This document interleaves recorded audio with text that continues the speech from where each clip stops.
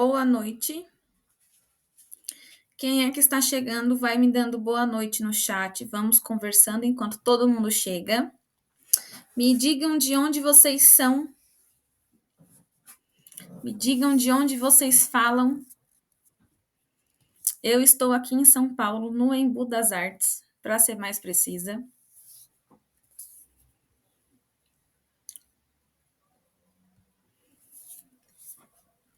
Vamos ver de onde tem pessoas aqui. Onde é que nós estamos chegando?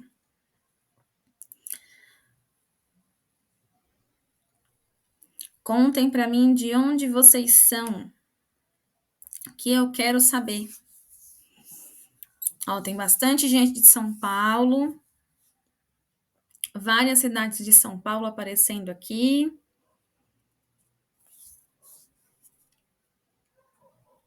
De onde mais? De onde mais nós temos pessoas? Interlagos, está aqui pertinho de mim. Joinville, Santa Catarina. Olha só, já estamos no sul do Brasil. Que chique. De onde mais vocês são? Contem para mim. Como é que vocês estão nessa semana mais curta? Como é que está sendo essa semana aí para vocês? Quem usou o feriado para fazer relatório? Me conta. Manda um eu aqui. Quem usou o feriado para fazer relatório, manda um eu para eu saber.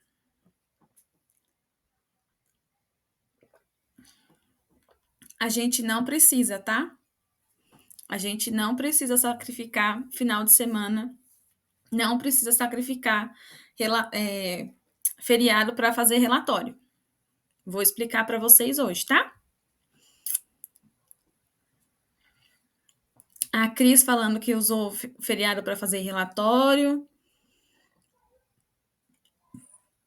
A Paulinha também. Gente, vocês precisam descansar, senão a cabeça não funciona.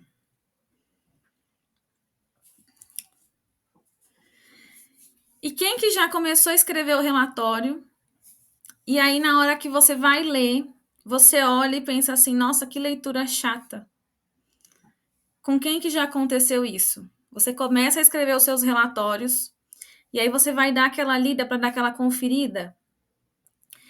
E aí você olha e fala assim, meu Deus, que negócio chato. Parece que eu falo, e ao mesmo tempo não falo nada. Já aconteceu isso com alguém? Contem para mim.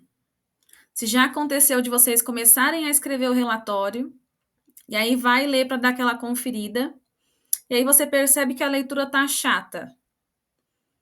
Com quem que já aconteceu isso? A Caroline disse que ela hoje, olha só.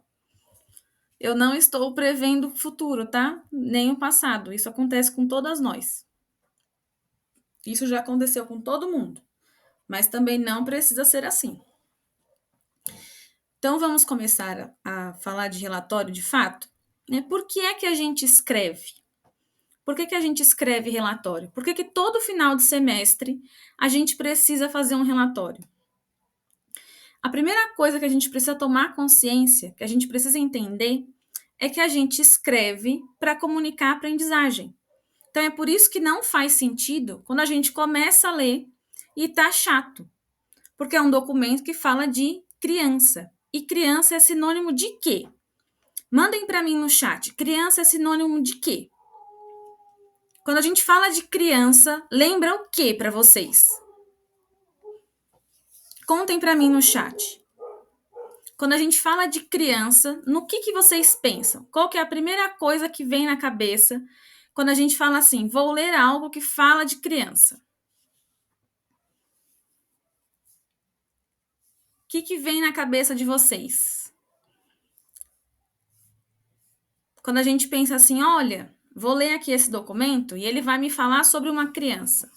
Como é que tem que ser esse documento? Constante transformação, o que mais? O que mais que vem na cabeça de vocês quando a gente fala que vai ler um documento que fala sobre crianças? Ludicidade, crescimento, descobertas, constante aprendizado, desenvolvimento das crianças, que mais? Vida, energia, alegria e transformações? Exatamente. Então, quando a gente vai escrever o relatório, a gente precisa colocar tudo isso no relatório, tá? E quando a gente vai escrever um relatório de crianças, a gente precisa evidenciar o que essas crianças estão vivendo. É natural que a gente, enquanto professor, tenha uma ânsia de colocar tudo que a gente fez durante o semestre. Então, a gente fez várias coisas, nós trabalhamos vários projetos, a gente fez inúmeras intervenções pedagógicas, e aí, na hora de fazer o relatório, a gente quer colocar tudo isso. Só que quando a gente faz esse movimento, ele não vira um relatório da criança, ele vira um relatório de processo do professor. Faz sentido isso para vocês? Faz sentido isso que eu acabei de falar? Que quando a gente coloca tudo que a gente trabalhou, a gente não está falando de fato sobre a criança, a gente está falando sobre o que nós fizemos. E o relatório, ele é para falar das crianças, tá? Ele tem que evidenciar o aprendizado e as vivências das crianças.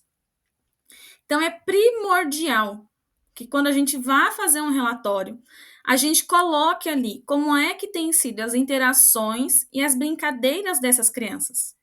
Tá? Essas são as duas linguagens primordiais da infância, as brincadeiras e as interações, que vêm também trazidas e evidenciadas pela BNCC. Independente de onde a gente esteja, independente de que lugar do Brasil a gente esteja, então eu já vi aqui pessoas que mandaram que estão lá no Amazonas, né? E aí a gente tem aqui também pessoas que estão em Santa Catarina. A gente tem várias pessoas aqui de São Paulo.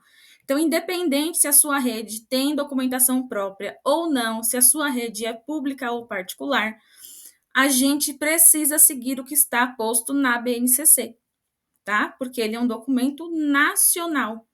É ele que dá todo o direcionamento do currículo. A BNCC, ela não é um currículo, tá? Mas ela dá o direcionamento para a montagem desse currículo. Então, a gente vai seguir minimamente o que está lá. Então, quando a gente vai falar de relatório, precisa estar evidenciado lá as interações e as brincadeiras das crianças. É dessa forma que as crianças aprendem. As crianças aprendem brincando. Então, quando a gente pega um relatório e a gente usa linguagem muito técnica, né? Quem já percebeu que começa a escrever o relatório e usa linguagem técnica? O pedagogês que a gente fala, né? Só o professor que entende. Quem que já escreveu o relatório no pedagogês? Conta para mim. Quem que já usou o pedagogês para falar? Né? São palavras difíceis. E aí, quando a gente começa a ler, parece que a gente está lendo texto de formação. Parece que a gente está lendo um livro. E não que a gente está lendo um relatório de criança. Né? A gente não consegue olhar para aquele relatório, olhar para aquelas palavras e enxergar aquela ludicidade, enxergar as transformações, né? Enxergar tudo que vem na nossa cabeça quando a gente pensa em infância. Então, a gente tem concepção de infância, a gente tem uma concepção de criança, só que a gente não consegue levar isso na hora de fazer o relatório. Alguém se identifica com isso? A gente tem, claro, né, como é que tem que ser a infância dentro da escola, o que a gente precisa fazer de fato, e a gente não consegue colocar isso na hora de fazer o relatório. Quem mais também é assim? A Geralda está falando que ela é assim. A Geralda está falando que é assim, mas ela já está mudando porque ela é minha mentorada. Né? Nós estamos fazendo mentoria de relatório, então a Geralda já está mudando. Olá, bastante gente falando eu. Então, quando a gente vai montar os relatórios, tá? Não é a quantidade de coisas que a gente descreve. Não é a quantidade de atividades que a gente coloca ali. Não é a quantidade de experiências que a gente coloca que a criança vivenciou. A gente não vai colocar tudo que a gente proporcionou para ela. A gente vai descrever com qualidade, tá? A gente vai descrever com qualidade pelo menos um percurso dessa criança, tá?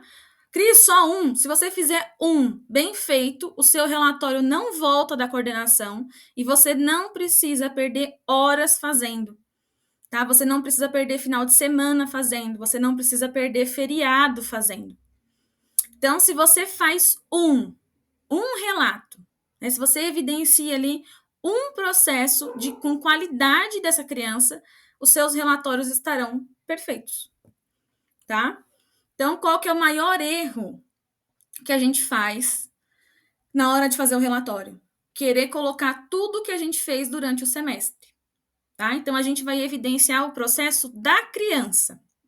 A gente vai pensar, olhar para os nossos registros que a gente tem desse semestre, dessas crianças, dessa turma, e a gente vai observar dentro desses registros onde foi que ela mais se destacou, o que foi que ela mostrou que ela gostou mais, tá? E aí a gente vai conseguir fazer um relatório de qualidade dessas crianças.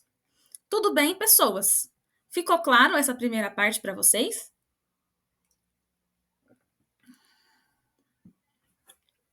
Ó, a Silvana falando que os relatórios dela não voltaram porque ela pensou como eu acabei de falar.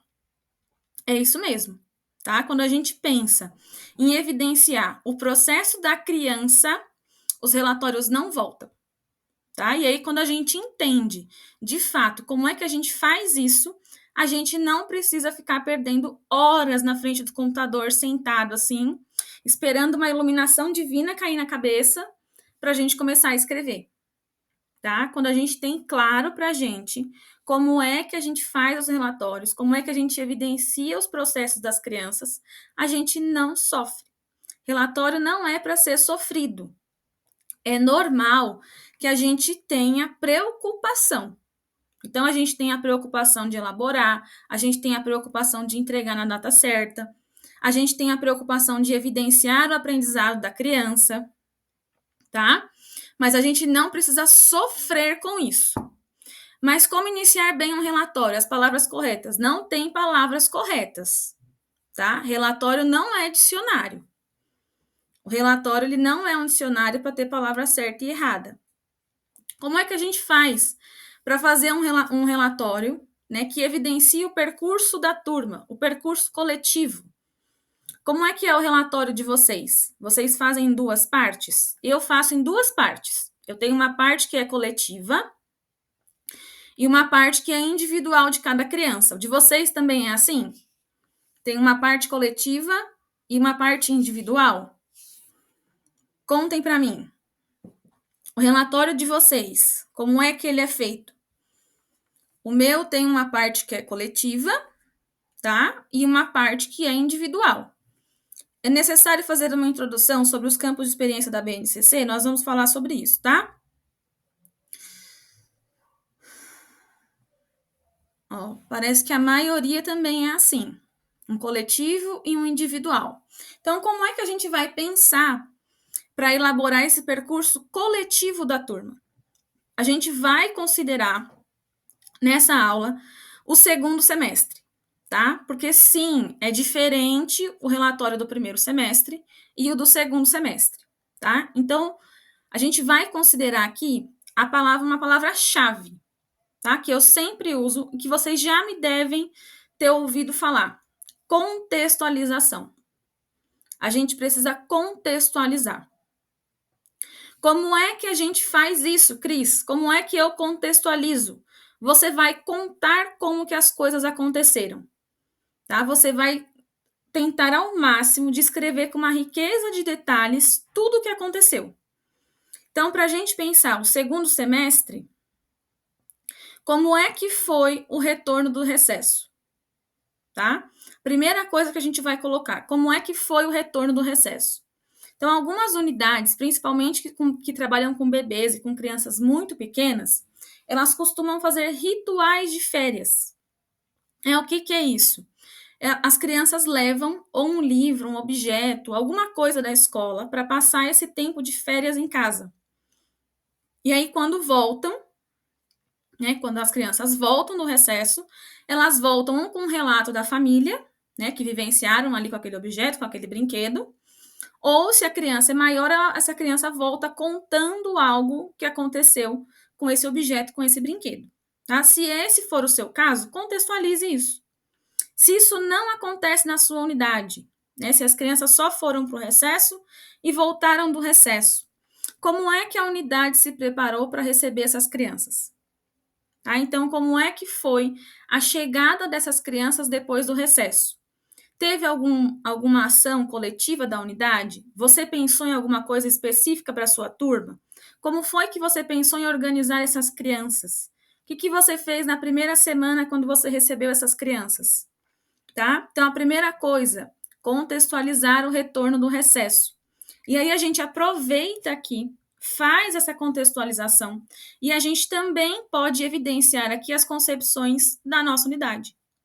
Então, a minha unidade, por exemplo, é uma unidade que preza pelas culturas infantis, tá? Então, todas as nossas ações são permeadas por esse princípio de valorização das culturas infantis. Então, quando eu fiz o meu relatório, que inclusive está disponível como modelo num destaque escrito presentes. Quem ainda não viu, depois vai lá ver. Eu tenho um destaque escrito presentes que tem modelo de relatório meu lá. E aí eu contextualizei como é que foi esse retorno de recesso e coloquei ali as nossas concepções enquanto unidade, tá? É mais significativo do que você pegar uma frase pronta e colocar ali, tá? Se você faz dessa forma, não fica com cara de texto formativo. E você consegue aproximar isso para dentro da realidade da criança, tá? Então, primeira coisa, contextualizar o retorno do recesso. As meninas que mandaram aí que já fizeram, vocês fizeram essa contextualização? Contaram como que foi esse retorno do recesso? Mandem pra gente saber. Quem já fez? Quem já fez o relatório esse ano? Quem falou que já entregou? Pensou em fazer essa contextualização? E quem disse que estava com dificuldade? Eu recebi várias mensagens falando que estava com dificuldade, que não sabia como começar, como é que eu começo o relatório. Vocês pensaram em começar contextualizando o segundo semestre? A gente sempre vai pensar nessa contextualização, tá? As famílias não sabem o que acontece de fato no dia a dia. Tá? Quem vai ler, a professora do ano que vem, né, ela não sabe como é que foi feito, ela não sabe o que aconteceu. Então, a gente precisa fazer essa contextualização. E aí, junto com essa contextualização do retorno do recesso, a gente fala dos projetos. Tá? Como é que surgiram esses projetos? Como é que foi a organização dele? Então, eu fiz um projeto de leitura. De onde surgiu essa ideia do projeto de leitura? Então, você percebeu que era uma necessidade das suas crianças, que as suas crianças gostam muito de livros, e aí você resolveu fazer esse projeto de leitura? Ou foi uma ação coletiva da unidade? Então, a sua unidade tem pensado, né, nesse projeto coletivo de leitura. Como que foi a organização disso? Né? Quem foi que pensou nisso? As crianças participaram de alguma forma? De que formas essas crianças puderam participar na construção desses projetos? Então, no projeto de leitura, a gente selecionou alguns livros e as crianças escolhiam para levar para casa cada semana um livro diferente. Então, era um projeto de brinquedos. Então, da mesma forma, as crianças escolhiam brinquedos para levar para casa e passar o final de semana em casa. Ou a gente percebeu que os brinquedos da unidade precisavam ser limpos, precisavam ser reformados, precisavam de cuidados. Então, as crianças adotavam brinquedos para levar para casa e cuidar deles. Como é que aconteceu esses projetos? Como é que eles aconteceram? Tá? No decorrer desses projetos, tiveram mudanças a partir das observações que vocês fizeram das crianças? Então, a gente começou com uma ideia de que as crianças iam levar um livro para casa. Elas só iam levar o livro para casa. E aí muitas crianças começaram a pedir para desenhar quando chegava na escola. Então, no meio do caminho, a gente decidiu que, além de levar o livro, o desenho também seria feito em casa. A gente precisa contar como é que essas mudanças aconteceram. A partir de que observações que a gente fez, que a gente começa a pensar nessas mudanças. E as famílias fizeram o que nesses projetos? Como é que as famílias puderam participar na efetivação desses projetos? Qual foi a participação dessas famílias? Então, foi só contar a história e ajudar no desenho? Ou as famílias puderam fazer uma lista de livros que talvez elas achassem interessante das crianças terem acesso? Como foi que essas famílias participaram? É algo que a maioria de nós não coloca no relatório. Participação das famílias. E é importante colocar. Porque senão, depois de algum tempo, a gente cai naquela velha ladainha, né? A professora do ano passado não fez nada. Então, a família nunca falou nada, a família nunca participou de nada. E aí a gente acha que o problema é com a gente. E a professora do ano passado era maravilhosa. Ou também acontece, né, da gente ter problemas com essa família, mas a professora do ano passado não avisou nada. Né? Quem já ouviu, quem já não falou isso, quem já não ouviu isso na sala dos professores? Né? Ou quem já não ouviu também, no fundamental eles resolvem. Né? Eles vão para a EMF ano que vem, na EMF resolve tudo. Quem que já ouviu ou quem que já falou? A professora do ano passado não fez nada, ou na EMF eles resolvem. Né? Quem é da EMEI, essa é a clássica. Na EMF eles resolvem. Tudo se resolve na EMF. Quem que já ouviu ou quem que já falou isso? Contem para mim.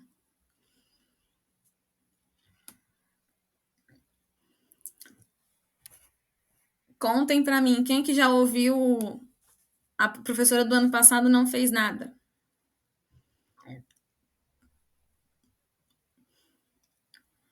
Eu, com certeza, já fui a professora que levou a fama, tá? Eu, com certeza, já fui a professora que levou a fama de não fazer nada. Porque os relatórios, eles não foram feitos assim desde o começo, tá? Os meus relatórios também não são feitos assim desde quando eu entrei. Isso é processo, tá? Isso é processo de desenvolvimento pedagógico. Então, a gente vai aprendendo a fazer, tá? Olha lá, as meninas falando que já ouviram. E a gente também, em algum momento, já foi a professora que não fez nada. Todas nós já fomos e todas nós seremos também. Em algum momento, alguém vai pegar um relatório nosso e vai falar assim, nossa, mas essa professora não fez nada. Né? Vai pegar um relatório, vai olhar para a criança, olha para o relatório e fala assim, gente, mas não é essa criança. É impossível um negócio desse. Essa pessoa imaginou essa criança aqui, porque imaginou essa família. Né? Já aconteceu isso? Já aconteceu com todo mundo. Né? Isso acontece. Então, coloquem nos relatórios a participação das famílias. Tá? Se a gente coloca no percurso coletivo, né, que a família teve a oportunidade de participar, e aí no percurso individual, a gente vem falando que é uma família que não responde mensagem, é uma família que não responde ligação, a gente já deixa entender, né, a gente já deixa entender que é uma família que não participa por opção, ela não participa porque ela não quer, tá? E não por falta de oportunidade na escola. E aí, continuando, tá? As contextualizações do semestre. A gente teve evento nesse segundo semestre? Teve evento na escola de vocês? O que teve de festa, de evento na unidade de vocês? Me contem aqui. Na minha unidade, a gente fez várias ações, né? Prezando aí pela participação das famílias. A gente teve uma oficina. Então, as famílias foram chamadas, a gente teve um dia de oficinas. São 8 salas na minha unidade. A gente se dividiu nas 8 salas e as famílias puderam vivenciar experiências diferentes em cada uma das salas. Então, eles chegavam, eram direcionados para uma sala e a segunda experiência eles podiam escolher para onde eles iriam. Tá? Então, esse foi o primeiro momento das famílias na minha unidade, além da reunião de pais. Né? Nós tivemos uma reunião de pais em setembro. Agora, no dia 19, sábado, depois de amanhã, a gente vai ter outro evento na escola, que vai ser a Feira África. Tá? Para quem não sabe, eu trabalho aqui em São Paulo. Eu sou da rede municipal de São Paulo. E eu trabalho em uma unidade de CEL, é um centro educacional unificado. Então, tem várias unidades dentro de um mesmo espaço. E as unidades de CEL fazem a Feira África. A gente organiza a Feira África com ações, né, por conta do mês da consciência negra. Então, a gente trabalha a cultura africana e afro-brasileira. Então, a gente vai ter a Feira África no próximo sábado. Também é um evento que vai contar aí com a participação das famílias, tá? E aí a gente vai ter ainda a última reunião de pais. Né? Então, são vários momentos durante esse segundo semestre que são os eventos. Né? Então, sobre o que tratavam esses eventos, tá? E aí vocês vão contar igual eu estou contando para vocês. Né? Então, o que teve? Qual que foi a proposta pedagógica desse evento? Para esse evento, foram necessários ensaios com as crianças? Então, se foi uma festa, tem unidade que faz a festa da primavera, né? Então, festa da primavera geralmente requer ensaios com as crianças. Como é que foram esses ensaios? Como é que foi a escolha da música? Né? As crianças puderam participar? Quando as crianças são menores, essas escolhas, né, elas são mais restritas. Mas quando as crianças são maiores, né, crianças aí de 4, de 5, até de 3 anos, elas conseguem participar dessas escolhas. Né? Então, como é que se deu isso? Como é que aconteceram essas escolhas de música, de apresentação? As crianças participaram? Ou foi a partir de uma demanda das professoras? Tá? Então, se houve arrecadação de verba, né? Geralmente festas a gente produz ali alguma coisa para ser consumida pelas famílias. Então, teve uma arrecadação de verba e foi revertida para a escola. É legal contar com o que foi revertido, tá? É legal a gente comunicar isso. Então, a gente fez uma festa, né, com esse intuito de arrecadar verba para fazer essa benfeitoria para a escola. Então, mesmo que foi investido na formação de professores, tá? Mesmo que foi investido nessa formação, nessa construção pedagógica dos professores, é legal contar, é legal contextualizar, tá? Tá fazendo sentido para vocês? Mandem para mim se está fazendo sentido para vocês essa construção de relatório. Mandem para mim. Vocês conseguem se ver escrevendo um relatório dessa forma? Quem estava totalmente perdido? Quem estava totalmente perdido? Tá encontrando um ponto de partida? Tá ficando mais claro?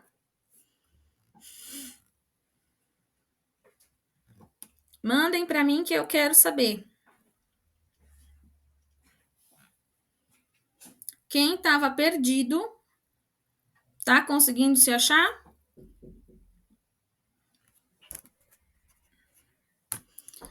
Mandem para mim, conversem comigo. Senão só eu falo. E aí não é legal. Tá fazendo sentido para vocês? Vocês conseguem se ver escrevendo um relatório dessa forma? Manda para mim que eu quero saber. E aí é legal a gente contar também se teve mudança na estrutura da unidade, tá? Então, recentemente, a minha unidade,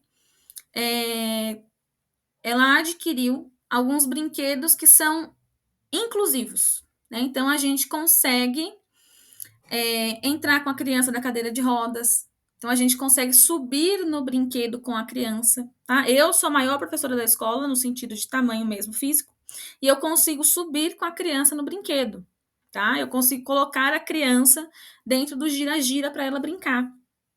Então, quando a gente teve a aquisição desses brinquedos, quando a gente teve, né, a abertura, a inauguração desse parque, isso apareceu nos meus relatórios, tá? Porque é algo de mudança na estrutura da unidade, né? Um espaço novo que proporcionou novas interações, que proporcionou novos aprendizados. Então, é legal fazer isso também. Então, às vezes, você trabalha numa unidade com bebês, né? E a sua gestão adquire um brinquedo de subir, né? Um brinquedo de subir, um brinquedo de escalar. É legal você colocar, né? É legal você evidenciar isso no seu relatório e contar que tipos de aprendizagens foram possibilitadas a partir dessa aquisição, tá? Então, se a sua unidade teve alguma mudança de estrutura mesmo, né, de algum espaço, algum brinquedo. Às vezes vocês conseguiram abrir uma brinquedoteca, né, uma sala de recursos que não tinha antes, coloca, tá? Coloca. E aí, para a gente finalizar percurso coletivo, para a gente finalizar o percurso coletivo, se teve troca de professores, tá? A minha turma teve troca de professores. Para quem não sabe, eu fiz uma cirurgia no último dia 30, então eu estou de licença. Então, no segundo semestre, a minha turma teve troca de professores. Isso aparece nos meus relatórios, tá? Quem já baixou o modelo, quem já foi lá no meu destaque, já fez o download, viu que isso aparece no meu relatório. E aparece, inclusive, como que a gente moldou essa transição, tá? Aqui na minha rede, nós somos em 2 professoras. Uma que recebe a turma, e aí ela sai da sala e eu entro, tá? Nós somos em 2 professoras em horários diferentes.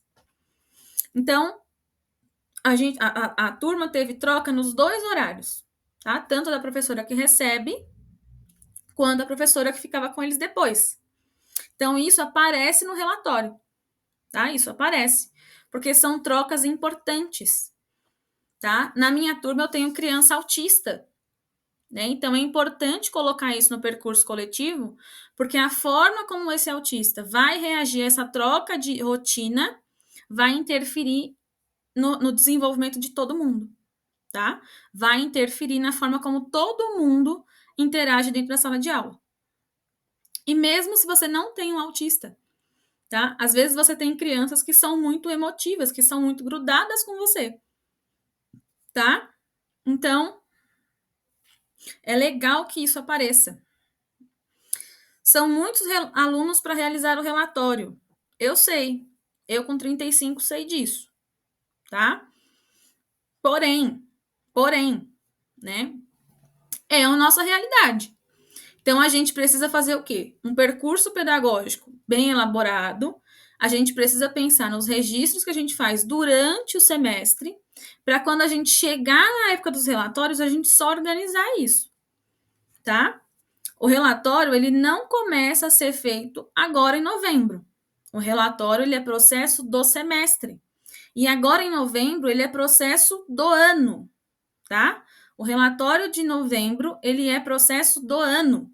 Então, a gente pode evidenciar coisas que aconteciam no começo do ano e que acontecem de forma diferente agora, tá? Qual o tempo verbal correto para usar nos relatórios? O relatório do primeiro semestre, ele é um relatório que ainda está acontecendo, tá? Então, a gente escreve como se ele estivesse de fato acontecendo. O relatório do segundo semestre, a gente está encerrando o ano. Então, a gente escreve encerrando, tá? Ou seja, relatório do segundo semestre é passado, tá? Tudo bem? Essa é uma dúvida comum, não é uma dúvida boba, tá? Essa é uma dúvida bem comum, o tempo verbal que a gente usa nos relatórios. O relatório do segundo semestre, ele sempre é conclusivo. Então, a criança mostrou, né? A criança interagiu, a criança demonstrou, tá bom? É um relatório conclusivo. O relatório do primeiro semestre ainda está acontecendo, então tem essa mudança de tempo verbal também. Beleza? Ficou claro para vocês o percurso coletivo? O que a gente coloca, como que coloca, por que coloca? Ficou claro isso? Vocês vão conseguir fazer direitinho, sem sofrer? A ideia é não sofrer com os relatórios, tá? A ideia da aula de hoje é a gente deixar de sofrer com os relatórios. É a gente deixar de ficar perdendo horas sentado na frente do computador sem saber o que a gente vai escrever. Tá bom?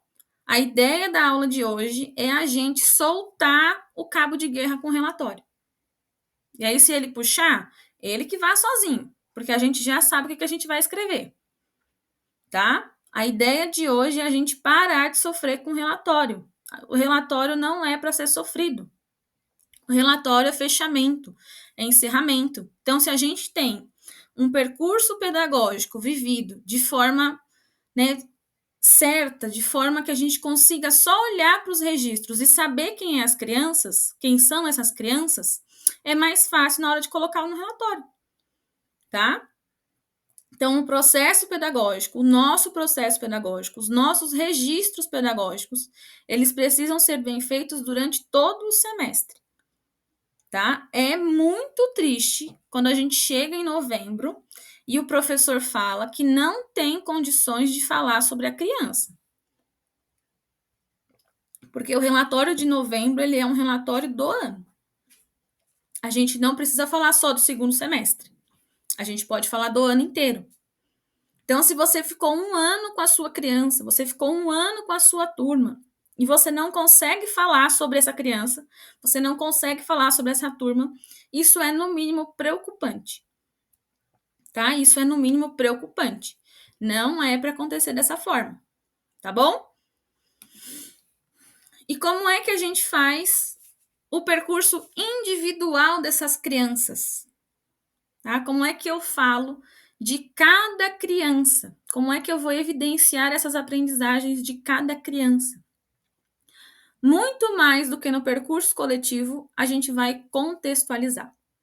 Se a gente já estava contextualizando no percurso coletivo, no percurso individual, a gente vai contextualizar ainda mais, tá? E por quê? E por quê? Porque é o percurso da criança, tá? Quem viu meus stories hoje, viu que eu coloquei uma foto lá, né? Coloquei 2 fotos. E aí eu pedi para que vocês me mandassem no direct o que vocês conseguiam falar sobre aquela foto. E aí eu recebi várias mensagens falando que a criança estava brincando, que ela estava explorando o espaço, que ela estava tentando possibilidades com o corpo, e ela realmente estava tudo isso, né? Era o que a foto conseguia dizer. Só que no outro story, eu contextualizei a foto. Então, eu contei o que estava acontecendo por detrás daquela foto. Eu trouxe elementos do primeiro semestre para falar sobre a foto, né? E aí eu contei para vocês o que mudou do primeiro semestre para o segundo semestre daquela criança. Então, uma coisa é o que todo mundo vê, outra coisa é o que o professor tem para falar.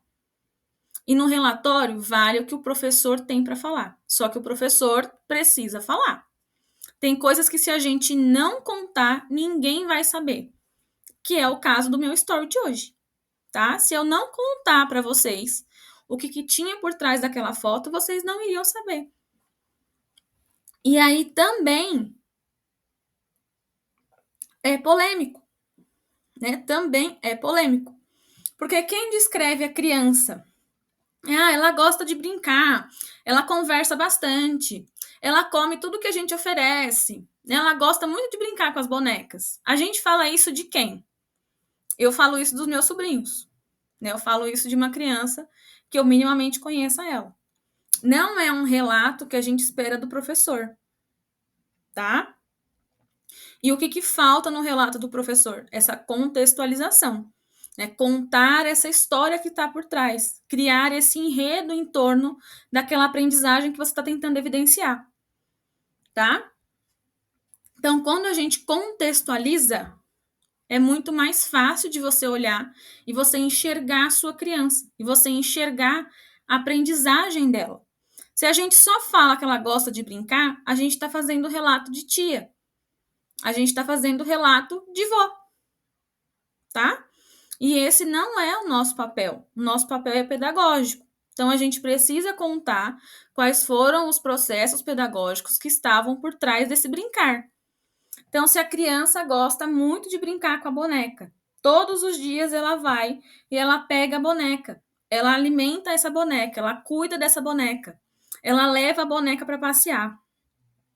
O que isso mostra para a gente? Se a criança todo dia pega a boneca e quer limpar a boneca, o que isso mostra pra gente? Mandem para mim aqui embaixo. O que a gente consegue saber quando a criança pega a boneca e quer dar banho na boneca, quer limpar a boneca? Né? Ela sabe que ela precisa alimentar aquela boneca. O que a gente consegue saber dessa ação da criança? O que a gente consegue evidenciar disso? Mandem para mim para eu saber.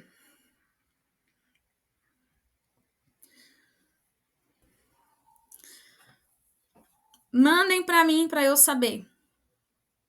Né? Quando a gente percebe que a criança, ela cuida muito bem dessas bonecas, né? Ela interage com essas bonecas. Então, se ela sempre quer alimentar, ela entende sobre autocuidado e cuidado com o outro. Se ela sempre quer limpar, ela entende sobre higiene pessoal.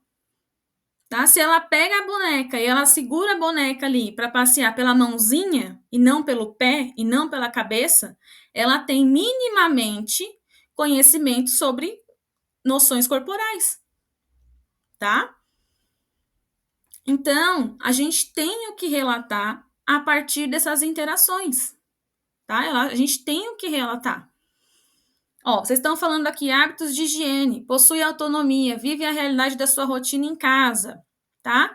E aí, quando a gente fala assim, que ela possui autonomia e vive a realidade da sua rotina em casa, a gente vai contar esse cenário de como foi que a gente chegou nessa conclusão de que ela vive a rotina dela que ela tá fazendo em casa. Como é que a gente está vendo que ela imita no brincar, né? Que ela faz nesse processo do faz de conta a realidade, tá? A gente vai contar isso no relatório. Não é só dizer que ela está ali fazendo esse processo de imitação, não é só dizer que ela está fazendo esse faz de conta. É dizer como ela está fazendo, tá? A gente vai contar mesmo essas cenas. Então, se a criança ela brinca de escolinha, se ela coloca as bonecas sentadas, né? Se ela coloca as bonecas e as amigas sentadas para ouvir a história, né? Ela está imitando a rotina dela de sala de aula. E aí não basta só a gente dizer que ela reproduz a rotina de sala de aula. A gente vai contar que a gente percebe que ela entende a rotina de sala de aula e que ela gosta porque ela reproduz nas brincadeiras. Como nas vezes em que coloca as amigas e as bonecas sentadas e ela é a professora e ela conta a história. E na hora de contar a história, ela reproduz fielmente o texto, né? Ela mostra as imagens, tá? A gente faz essa contextualização, a gente conta a história da criança dentro da escola. Se a gente faz um relato desse bem feito, não precisa de mais nada, tá? Se a gente faz um relato desse bem feito, não precisa de mais nada. Tá bom? Tá ficando claro para vocês? Tá ficando claro como é que a gente faz essa contextualização? E aí, o que a gente pode pensar na hora de fazer essa contextualização? Tá? Como é que foi o retorno dessa criança? Como é que essa criança voltou do recesso? Né? Ou se ela começou no meio do semestre, como que foi a adaptação dela? Então, ela voltou a chorar? Ela precisou de apoio da família? Ou ela ficou tranquila? Ou ela entrava chorando e ela sempre procurava um coleguinha para se regular ali emocionalmente, né? Então, ela se apoiou emocionalmente em algum coleguinha ou em alguma professora, tá? A gente pensar nesse retorno do recesso. Eu coloquei aqui no material, vocês vão ter material em PDF, tá? No final da aula eu conto como vocês fazem para conseguir. Então, eu coloquei no material algumas coisas para a gente pensar. Não que a gente vá colocar tudo que está aqui, tá? Mas para a gente pensar em algumas situações que a gente tenha elementos para falar sobre. Então, quais evoluções dessa criança eu consigo perceber em relação ao primeiro semestre? Ela mudou na forma de participar nas atividades? Ela está mais concentrada ou ela está mais dispersa? Ela ampliou o vocabulário? Né? Se são bebês, crianças muito pequenas, ela aprendeu alguma palavra nova? Né? Ele aprendeu a ficar em pé? Então, antes do recesso, ele não brincava com nada, ele só observava o que tinha no entorno. E agora ele aprendeu a brincar com as mãos, né? Ele aprendeu a brincar com os pés. Ele descobriu que ele tem mãos e pés, tá? Então, a gente vai observando essas mudanças, essas evoluções. É pelo que essa criança tem se interessado. Então, se ele se interessa agora pelas mãos e pelos pés, a gente vai colocar que ele se interessa pelas mãos e pelos pés, tá? Então, antes ele só se interessava por um brinquedo. E agora ele se interessa por mais brinquedos, tá? Então, como é que a gente observa essas evoluções dessas crianças? E aí, quando a gente for colocar sobre essas evoluções, a gente vai tentar fazer hipóteses pedagógicas reflexivas, tá? Reflexivas. Então, por que que você, enquanto professor, acredita que essa criança passou por essa evolução? Então, é parte do desenvolvimento dela? É algum tipo de estímulo que vocês têm feito na escola? É algum tipo de estímulo que tem acontecido em casa e a família contou para você? Tá? Façam essas hipóteses pedagógicas reflexivas. O papel do professor é também refletir sobre o processo pedagógico, tá? E isso pode aparecer no relatório, tá bom? Toda vez que a gente vai colocar alguma coisa no relatório da criança, ele é no sentido pedagógico, tá? Toda vez que a gente for colocar alguma coisa relacionada à criança, é no sentido pedagógico. Tenho dificuldade nos encaminhamentos das crianças, a questão do autismo. Já na turma de 2 anos, tem bastante casos existentes. Deixa eu ver quem que mandou o comentário. Foi a Nani Lerner. É assim, a gente tem tido cada vez mais casos de crianças deficientes nas turmas, tá? Eu estou na rede que eu trabalho atualmente há 7 anos. Eu nunca tive uma turma que não tivesse nenhuma criança deficiente. Em 7 anos na rede, em 7 anos na mesma rede, na Prefeitura de São Paulo, eu nunca tive uma turma sem crianças deficientes. Esse ano eu tenho 4. Tá? Esse ano eu tenho na minha turma 4 crianças deficientes. 4. De 35, 4 são deficientes.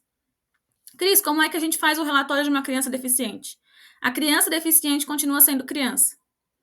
Então, o processo pedagógico dela também precisa ser evidenciado, tá? O processo pedagógico dessa criança também será por meio das interações, também será por meio das brincadeiras, tá? Como é que ele interage, como é que ele reage, é feito da mesma forma, tá bom? Porque nós falamos do desenvolvimento pedagógico da criança. O acompanhamento das crianças com deficiência, ele é multidisciplinar. E a parte que nos cabe é a parte pedagógica. Então, é sobre isso que a gente vai falar, tá? Quando a gente vai falar da interação das crianças, a gente sempre coloca o olhar pedagógico. Quando a gente vai falar das dificuldades das crianças, a gente vai falar sobre o olhar pedagógico, tá? O nosso papel, ele é pedagógico. E aí, quando a gente se restringe ao pedagógico, a gente também solta uma ponta do cabo de guerra. Porque a gente tende a querer dar conta de todas as demandas das crianças, tá? A gente tende a querer falar sobre tudo sobre as crianças. E a gente precisa se restringir ao pedagógico, que é o que nos cabe. É o que a gente estudou para isso, é o que a gente está de fato fazendo ali. Tá bom? Então, quando a gente vai falar de qualquer criança, de todas as crianças, tá? A gente vai se restringir ao pedagógico. Beleza? Ficou claro isso?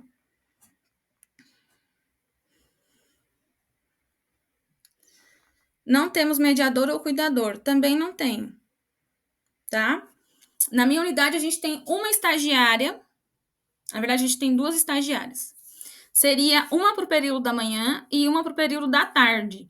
Tá? E aí, como à tarde a gente tem uma demanda muito maior de crianças deficientes, a gente tem 2 estagiárias à tarde. Porém, elas ficam em salas específicas, que são as crianças que demandam mais. Uma fica com uma criança que é cadeirante, e a outra, a criança também é cadeirante, só que ele em alguns momentos consegue ali minimamente circular, só que ele precisa desse apoio, tá? Então, a gente tem 2 estagiárias para a escola inteira. Eu também não tenho apoio. E essa é uma realidade que nós temos, tá? O que a gente faz? A gente busca estratégias e a gente busca parcerias. O coordenador pedagógico não é para ser rival. O coordenador pedagógico não é para ser bicho de 7 cabeças. O coordenador pedagógico, ele é apoio pedagógico, tá? A gente pode pedir ajuda para ele. Existe alguém que vai ser o seu apoio pedagógico. Nem que seja a coleguinha da sala ao lado, tá? Nem que seja a coleguinha da sala ao lado. Mas a gente vai precisar buscar parcerias, a gente vai precisar buscar estratégias para dar conta dessas crianças, tá bom?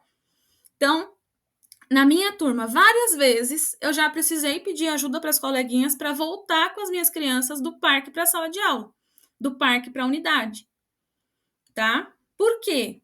Porque eu tenho as crianças que se jogam, tem as crianças que ficam para trás, né? Além de toda essa dinâmica com as crianças deficientes, a gente tem as crianças que dão trabalho, né? A gente tem as crianças que são mais teimosas, que são mais resistentes, tá? Então, a gente precisa de apoio pedagógico. A gente vai precisar formar essas parcerias, né? Pode ser o coordenador pedagógico, pode ser a sua direção, pode ser a coleguinha da sala ao lado, tá? Alguém que você saia no corredor, grite socorro e essa pessoa te ouça, tá bom? Então, a gente precisa de apoio sempre, sempre. Só que a gente precisa pedir ajuda. Se a gente não gritar por socorro, se a gente não pedir ajuda, as pessoas não são adivinhas. As pessoas não vão saber. Tá? Então, a gente precisa falar, olha, eu estou com dificuldade nisso aqui, e eu preciso de ajuda nisso aqui. Eu preciso de ajuda para isso. Tá? Então, a gente precisa comunicar, a gente precisa falar. E é dessa forma que a gente vai formar parcerias. E a parceria ela é via de mão dupla, tá? A coleguinha vai ser o seu apoio pedagógico e você vai ser o apoio pedagógico da coleguinha, tá bom? Então, a parceria ela é via de mão dupla. As coleguinhas da minha unidade, elas não gostam muito de mim, porque às vezes eu falo essas coisas que a gente não quer ouvir, né? Às vezes eu tenho algumas falas e eu sei disso, que elas são disruptivas. E quando a gente ouve isso, né, e a gente tá aqui para aula, é uma coisa. Mas quando a gente ouve isso no momento de nervoso, as meninas olham para minha cara e falam assim, Cris, sai daqui. Eu não quero ouvir você agora. Tá? Mas alguém precisa dizer. E aí, se a gente não fala, eu preciso de ajuda com isso, ninguém vai saber. Tá bom? Então, peçam ajuda. Não é vergonha. Não é vergonhoso pedir ajuda. Peçam ajuda. Tá bom? Façam a sua rede de apoio. Beleza? Cris, eu posso colocar o que é desafiador para a criança? Pode. Se a criança tem dificuldade para entender combinados, você pode colocar isso. Se a sua criança, na hora de voltar do parque, ela é resistente, ela não quer sair do parque, ela precisa de mais tempo para brincar, né? Você pode colocar isso. Só que vamos lembrar que o nosso olhar é sempre pedagógico. Relatório semestral não é desabafo. Às vezes a gente quer colocar as coisas no relatório para desabafar.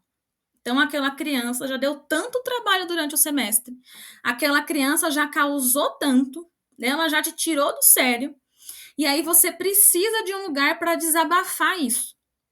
Você precisa colocar isso em algum lugar. E aí a gente quer colocar no relatório. Relatório não é o lugar para fazer isso. O relatório ele é pedagógico. Então, se as suas crianças, né, se a sua criança te dá trabalho para voltar do parque, quais são as suas estratégias pedagógicas que você está adotando para ajudar ela a entender que é hora da gente ir para a sala e que depois, num outro momento, ela vai continuar brincando? Tá? Então, você pode dizer, só que existe forma para dizer, tá? E qual que é a forma? A gente sempre vai olhar com um olhar pedagógico, tá? Frequência da criança. É interessante a gente colocar sobre a frequência. Então, se essa criança quase não vem para a escola, como é que eu faço o relatório de uma criança que não vem? Ela veio pouco. Então, você vai ter pouco para falar sobre ela, mas você tem. Então, você vai fazer minimamente essa contextualização que a gente falou anteriormente e você vai dizer que devido à baixa frequência, né, isso interferiu negativamente no processo pedagógico dela. Que ela deveria ter frequentado mais. Né? E aí, se você tem justificativa das famílias, você coloca que ela não frequentou por conta de problemas de saúde, que ela não frequentou por causa de uma viagem, tá? Mas você vai deixar ali registrado que isso impactou negativamente no processo pedagógico dela. E a mesma coisa com a participação das famílias. Então, se você sempre pede material para as famílias, você vai fazer ali um trabalho com reciclados, por exemplo. Você pede material para a família não manda. Tem uma reunião de pais, a família não vem. Tem uma festa, a família nunca participa. Né? Você pede alguma coisa, não tem. Agenda não olha. Telefone não atende. Mensagem não responde. Então, tudo isso tem um impacto no pedagógico dessa criança. Tá? Não é o lugar também da gente falar mal da família. Mas a gente vai deixar evidenciado que dentro do processo pedagógico dessa criança faltou a participação familiar. Tá? Isso pode aparecer, sempre com olhar pedagógico. Tá bom? Tá ficando claro? Tá dando para entender? Tá tudo bem? Quem que tá clareando as ideias aí? Manda para mim, clareou. Se clareou as ideias de vocês, manda para mim, clareou para eu saber.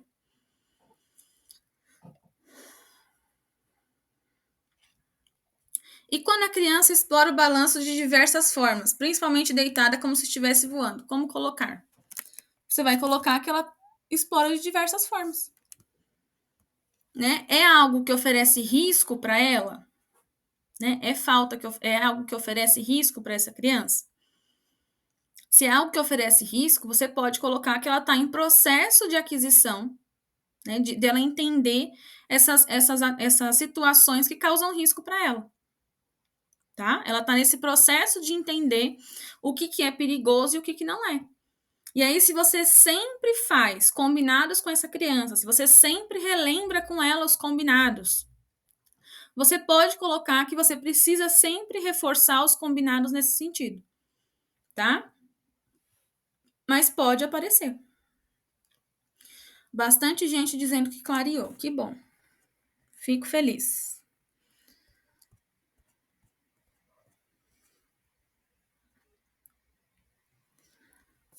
Então vamos lá. Como relatar essa falta de parceria com a família?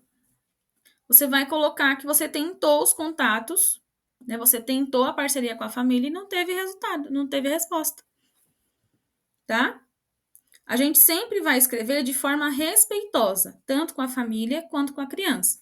Tá? Nossa escrita ela é respeitosa. A gente precisa lembrar que nós estamos falando de seres humanos.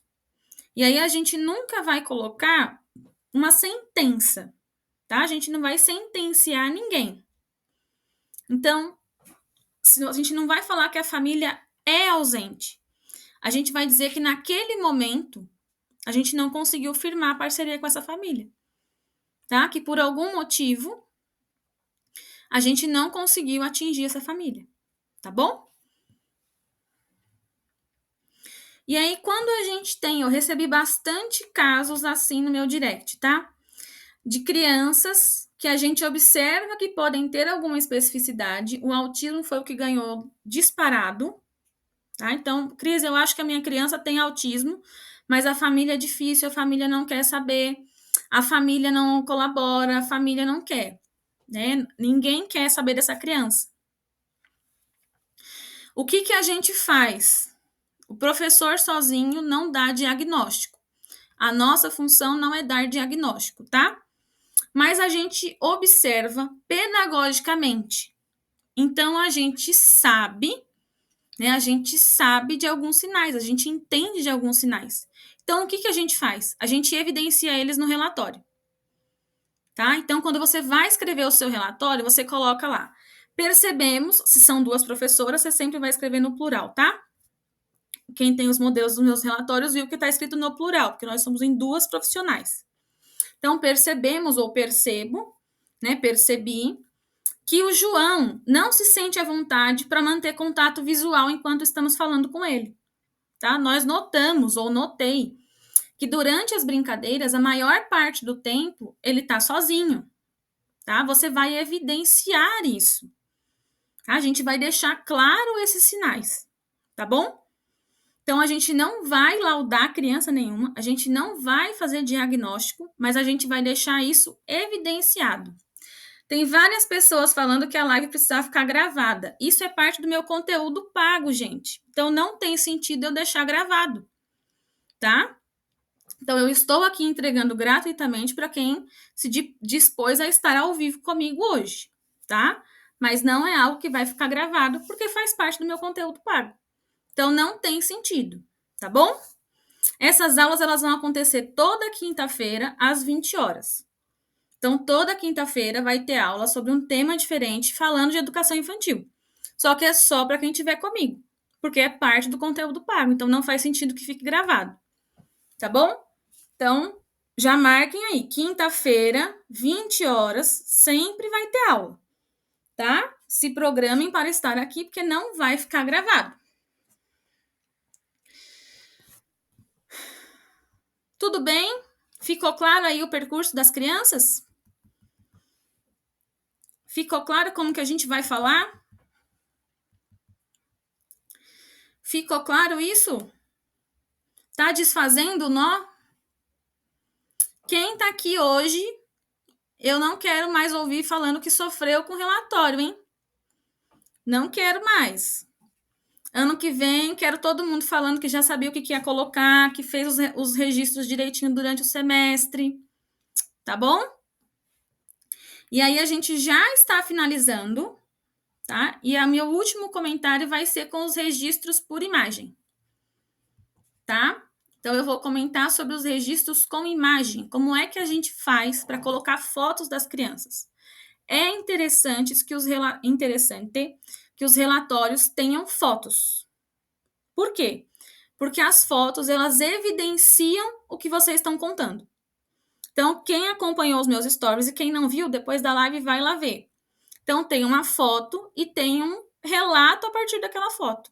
E um complementa o outro.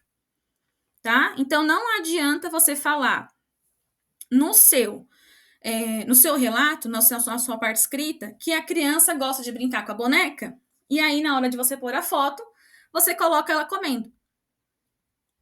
Né? Fica desconexo. Então, a sua foto precisa conversar com o seu relato escrito e vice-versa. Tá? Então, e lembrando que foto pedagógica não é foto posada. É uma foto que evidencia o que a criança está fazendo. Se ainda tem dúvida de que foto colocar, vai lá nos meus stories e olha depois o que está lá, tá? No material eu também coloquei.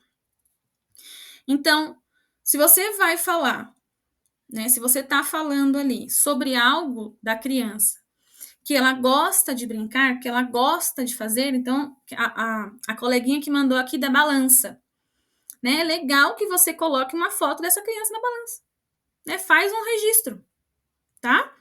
E aí você coloca aquilo, evidencia aquilo, tá bom? Da mesma forma, se você for colocar uma produção da criança. Então, quando a gente vai falar de registro por foto, não necessariamente é uma foto da criança. Pode ser uma foto de algo que ela produziu. Então, pode ser um desenho, pode ser uma produção com massinha, pode ser uma produção com peças de Lego. Esse ano, por exemplo, eu tenho uma criança que constrói com Lego, mas ela constrói mesmo. Tá? Ela junta as mesas e ela faz construções monumentais, assim, tá? De construir estacionamento com um andar. Ela faz ali a rampa bonitinho, é a coisa mais linda de ver. Então, quando eu faço o relatório dessa criança e eu conto isso, é interessante que eu tenha uma foto para mostrar. Porque se eu só coloco que ela constrói com Lego, eu não estou dizendo nada. Tá? Então, eu vou evidenciar isso no registro escrito e aí eu venho reforçando com o meu registro por imagem. Tá bom? Certo, pessoas? Vocês gostaram da aula de hoje? Foi bom para vocês?